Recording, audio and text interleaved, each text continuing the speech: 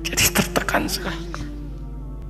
Mama itu telah menjual semua perhiasan dan pakaiannya untuk pendidikan kamu. Jual. Untuk kita katanya. Jual. Dan bertahan dengan 150.000 per bulan saat krisis. Jadi rupanya ibu saya itu makan nasi sehari cuma sekali. Beliau mengajar. Di berangkat sekolah itu cuma makan pisang, minum kopi, makan nasinya malam. Saya bilang, ya Allah, saya akan ganti baju ibu saya dengan kain ihram dan saya gandeng tangannya di Masjidil Haram. A'udzu billahi minasy syaithanir rajim. Bismillahirrahmanirrahim. Saya katakan pada ibu saya, bahkan Allah akan turunkan saat di dunia. Ayah saya meninggal saat saya masuk pesantren.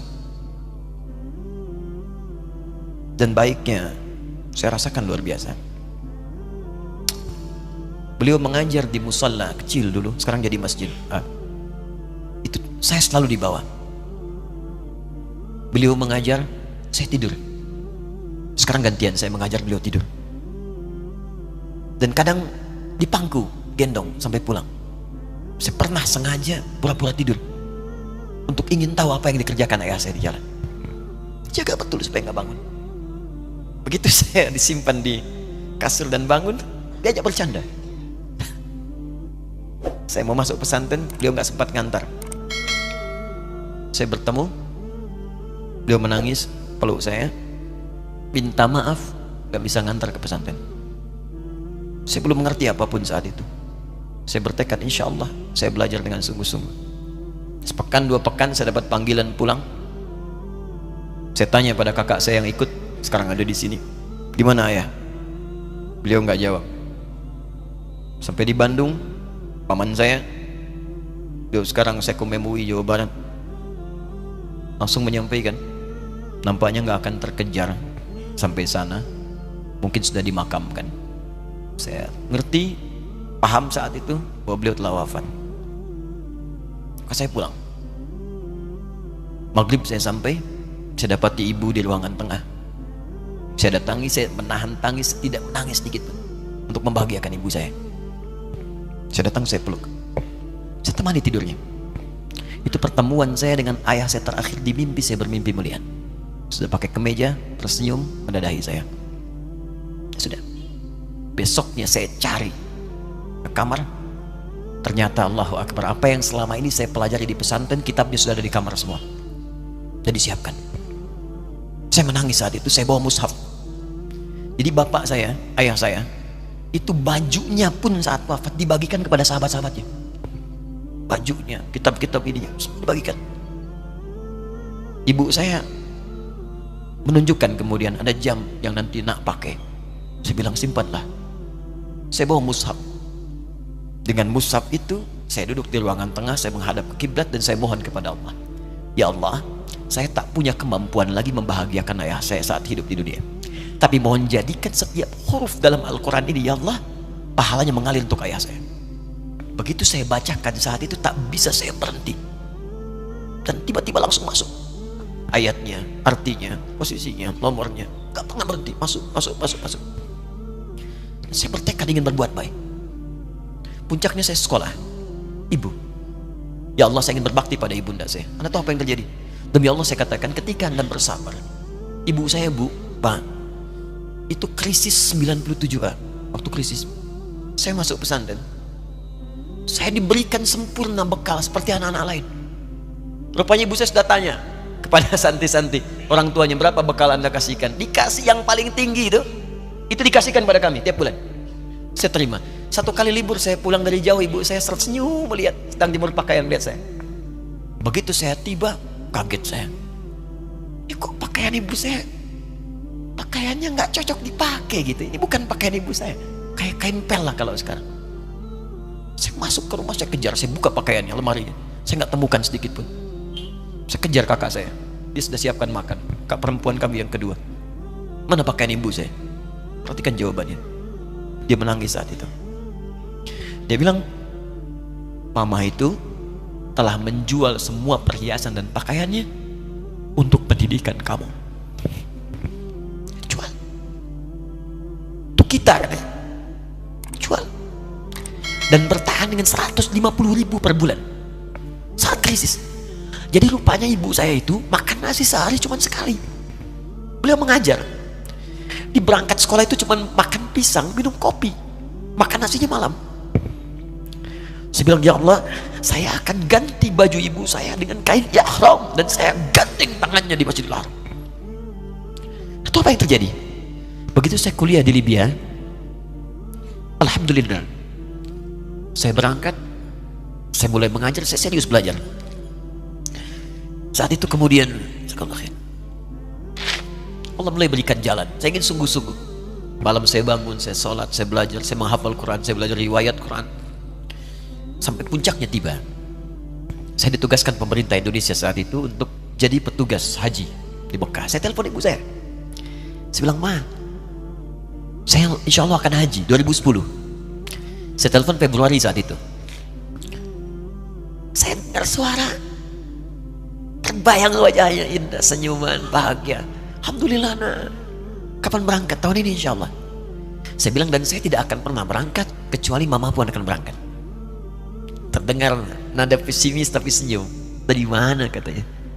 Allah akan kasih, saya bilang.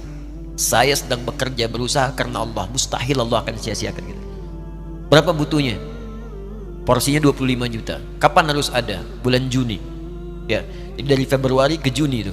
Ya, Juli bukan Juni, Juli. Ya, jadi saya masih ingat tuh bulan 7, 5 bulan tuh. Saya ibu, Pak, nabung saya. Saya beli tabungan, saya niatkan untuk ibu saya haji. Bulan Juli masih setor 25 juta. Jadi semua tabungan masukin situ. Ada yang ngajar ngasih, masukin situ. Masukin semua. Tepat sepekan sebelum itu kemudian didaftarkan, saya buka tabungan. Allahu Akbar, karunia Allah luar biasa. Tadi butuh berapa? 25 juta. Begitu dibuka, Masya Allah, 1 juta. Karena beasiswa nggak banyak, 1 juta. Tapi 3 hari sebelum daftar, entah dari mana ibu-ibu pengajian di KBRI datang, Ustadz, ibu katanya mau haji juga ya, Ustadz mau haji ya, ibu ikut ya, sudah nggak usah dipikirin, nanti kami yang pikirkan semuanya. Tiba-tiba dikirim, bayar porsinya di sana, dapat koper paling besar. Bayangkan, tadinya kopernya belum datang, telepon lagi, nak koper belum datang katanya. Saya bilang, Ma, tenang aja, apa hajinya nggak jelas ini? Tidak jelas, saya bilang, insya Allah. Ya. Nah, cuman beritanya berbeda. Begitu saya telepon lagi, Ma, gimana bisa? Nah, telah keluar pengumumannya. Kapan, Ma? 2013. Loh, kan saya hajinya 2010, nggak bisa, harus 2010. Lihat kalimat ibunda saya. Nah, jangan pernah mengambil hak orang lain. Allah kasih 2013, alhamdulillah. Saya bilang, Ma, kita tidak harus mengambil hak orang lain, tapi kita meminta kepada Allah yang memanggil kita. Boleh jadi Allah akan berikan tambahan kuota pada tahun ini. Doa lagi, minta, datang ke masjid.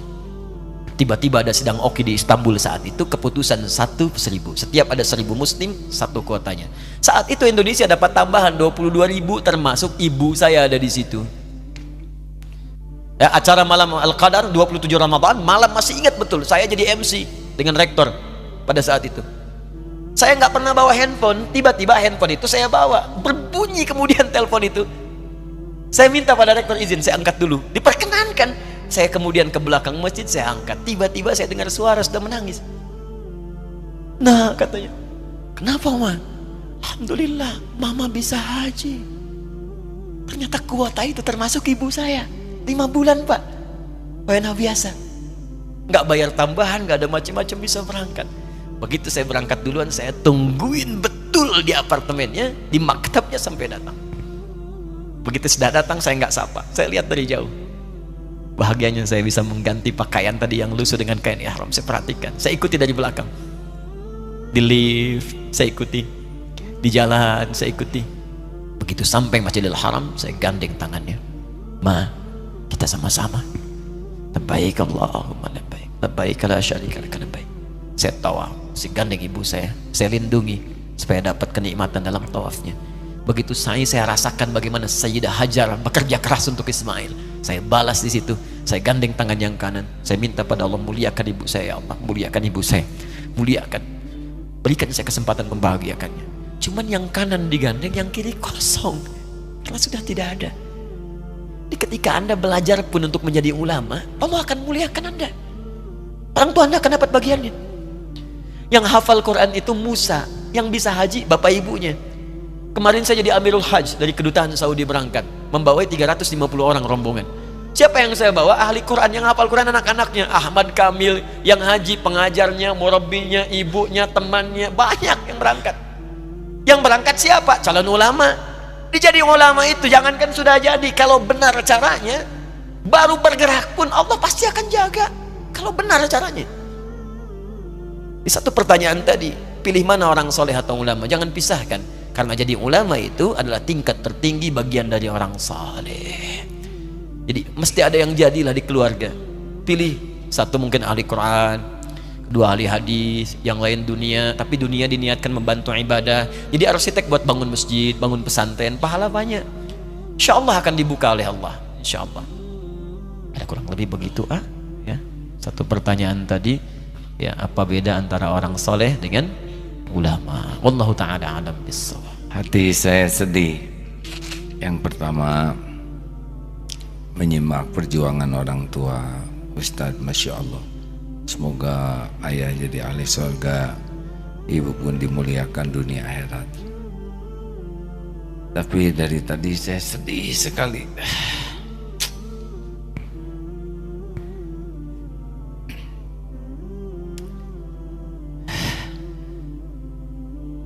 Mendengar uraian tentang ulama. Sejujurnya rasanya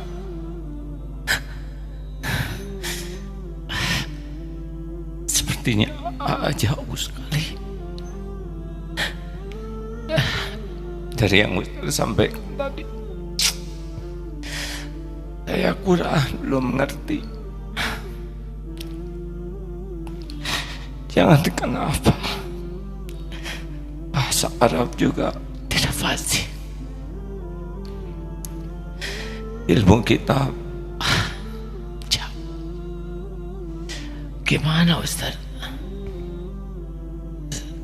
Nggak kepikir punya posisi seperti sekarang ini. Tapi kalau kriteria ulama seperti tadi,